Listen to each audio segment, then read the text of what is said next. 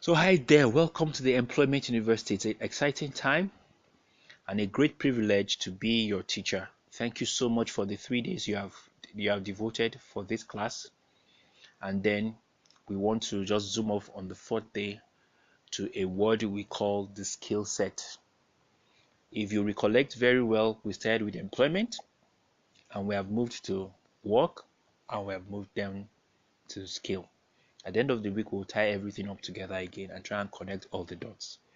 But please pay attention, and I hope you have listened to the previous classes before this.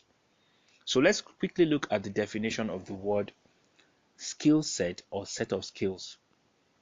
According to Google definition, it just means a range of skills.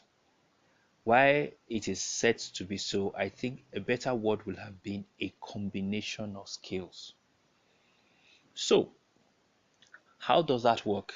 Let's go back to yesterday's definition of a skill, which means an ability to carry out a task with a determined result. And that word ability was emphasized yesterday. So you have ability to do different things. Some have the ability to talk. I have the ability to teach. So it is called teaching skill. You have the ability to swim. It is called swimming skill. You have the ability to cook. It is called cooking skill. You have the ability to model.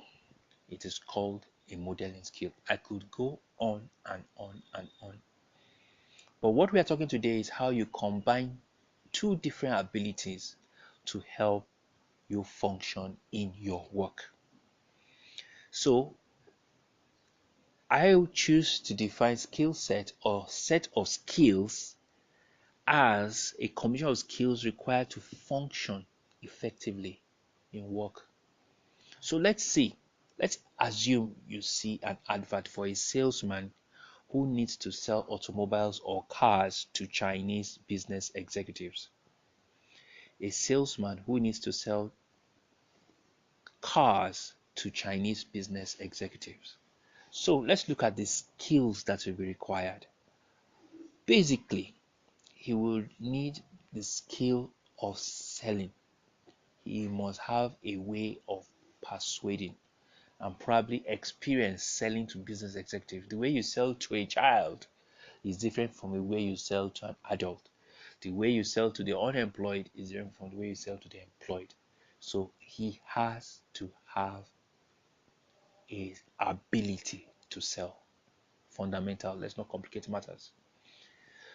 The second ability he needs to have is ability to understand the lingo of cars, a gearbox, turbo, horsepower, V6 engine, 6 whatever, all the terminologies. He must be have a full grasp of the automobile industry.